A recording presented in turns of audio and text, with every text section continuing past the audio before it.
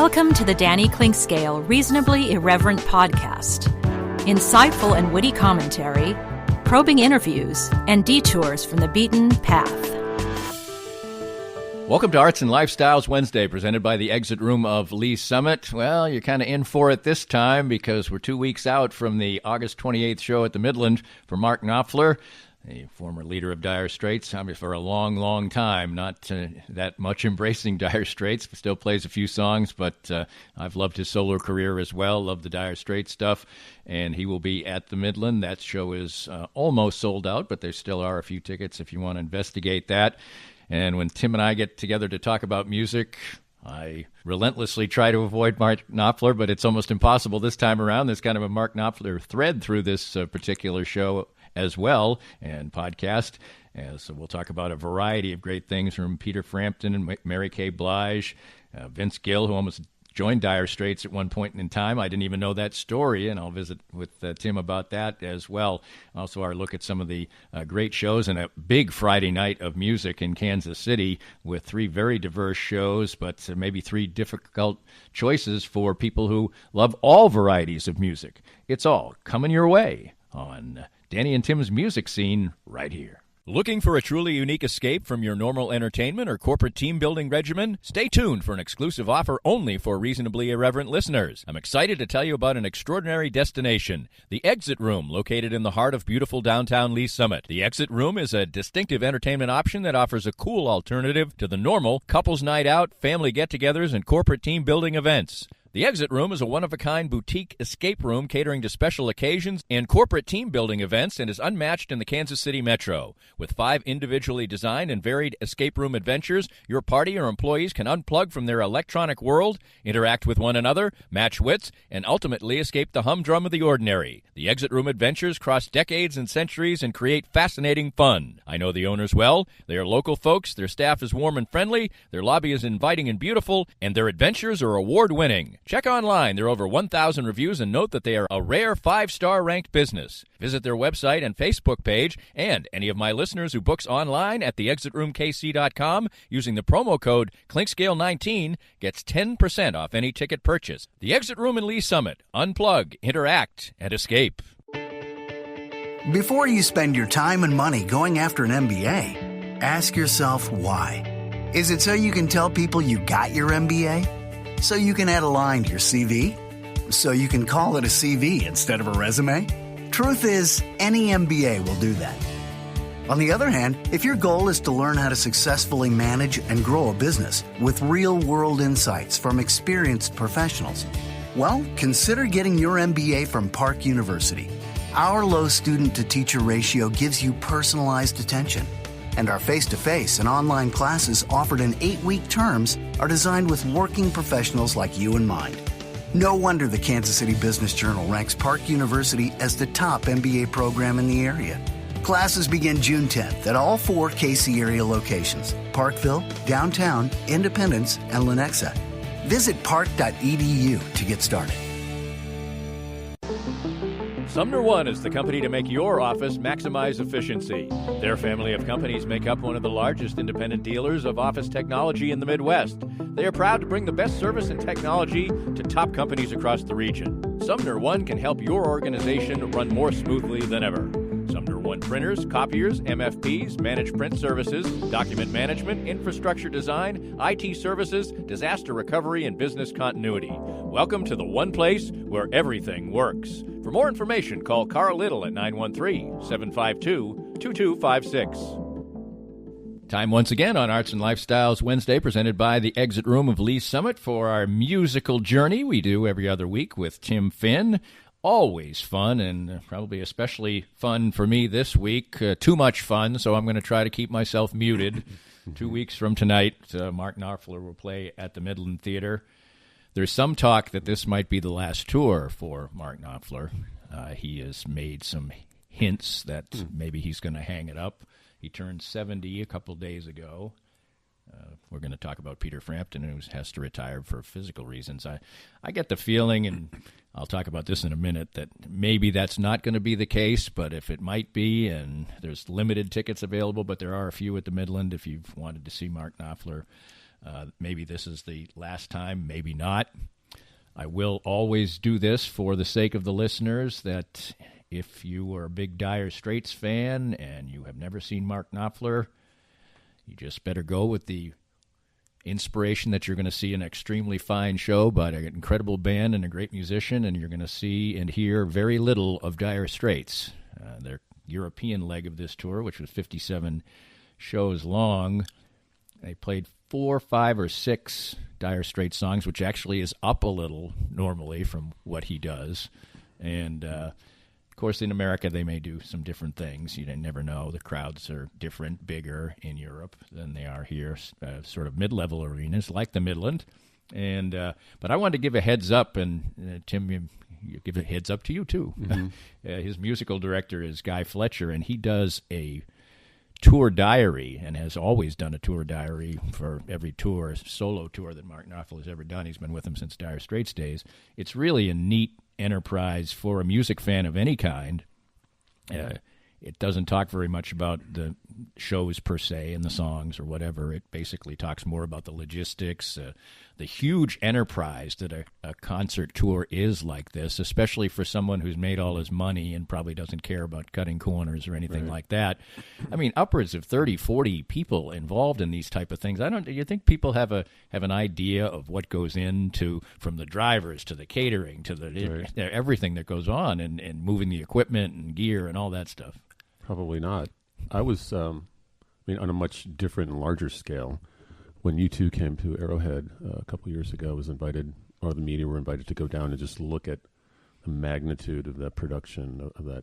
And yeah, not only did they hire like 130 people locally, but they had a traveling road crew of more than 100, and it was all that, yeah. And I don't think they brought their own caterers, but they made sure that wherever they were going, the food was going to be good. This was Europe. Everything's a little closer. They did have their own caterers on this particular tour.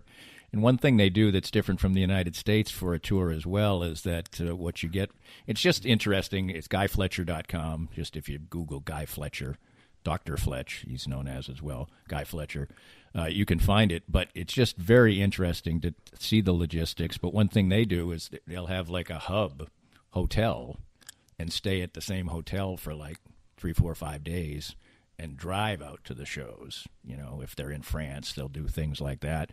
And there was one particular entry where they said that the crew that had to take it was when they switched from one area of Europe to the other, had to drive 36 hours in order to get the equipment from one place to another. Right. And that's the type of work these guys get into town.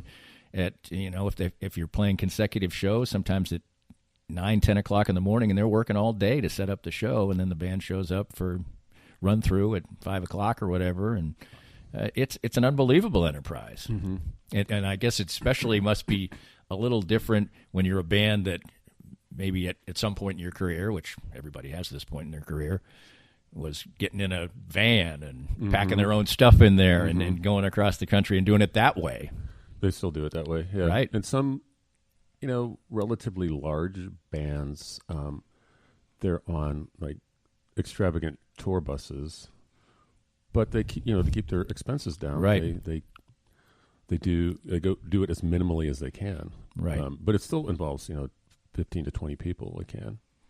No doubt about that. So anyway, that show's in a couple of weeks at the Midland. Like I said, there's a few tickets available. There's either tickets way upstairs on the sides, or there's some super expensive tickets that are still left. Right. That's about it.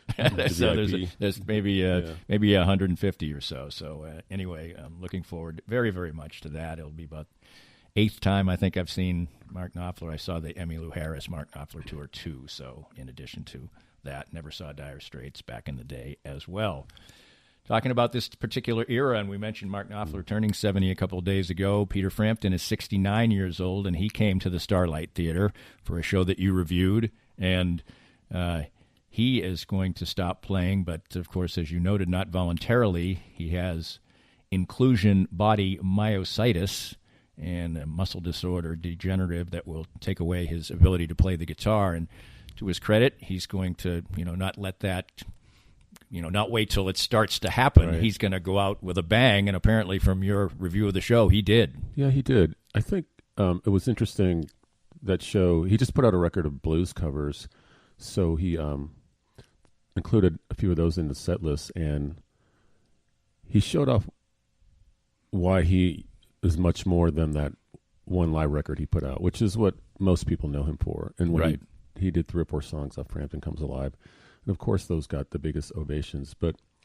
among those, he just showed off his guitar prowess, and I think he's overlooked as a guitarist. He's not. I agree. Considered up there with Jeff Beck or Jimmy Page or whomever you want to name, who's ever in the Hall of Fame already, and he's not. And I came away thinking he probably ought to be.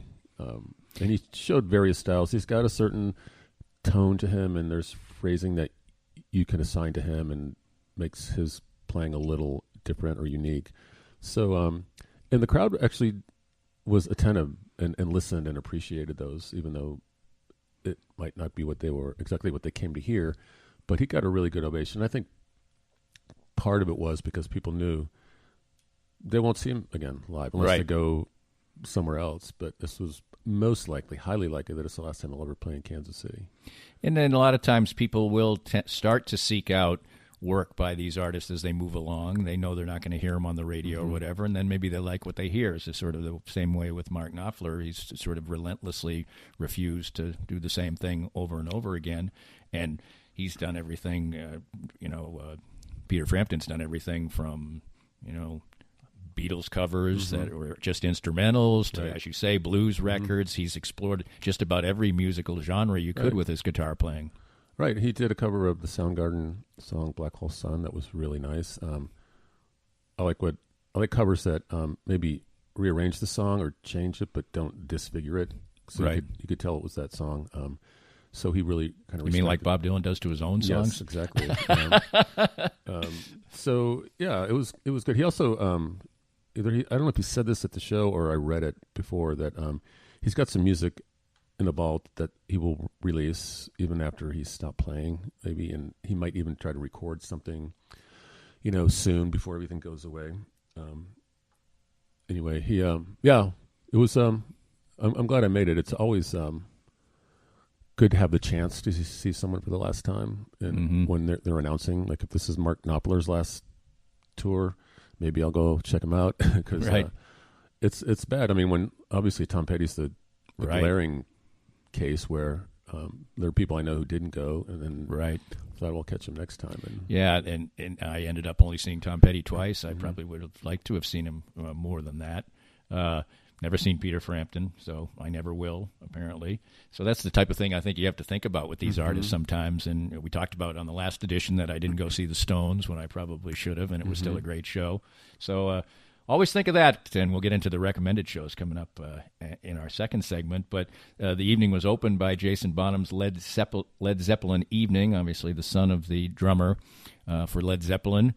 Looks like it was a standard cover set of the greatest hits and how did they execute it? Pretty much, note for note, like they were recorded, which is fine. I mean, the guitar player kind of looks like Jimmy Page. The lead singer sounds exactly like Robert Plant. So it was kind of a tribute cover band. Right. But, I mean, I think I know it's a very little variation from the versions we know. How was his drumming? He's a badass drummer. Yeah. No, he has the right to mimic or intimate or imitate his father. He's ferocious. That that brings up another person, obviously, who has kind of done his own thing too, is Robert Plant. And he's got a great band now, but he has done a lot of different things. I saw him with Alison Krauss at Starlight several years ago.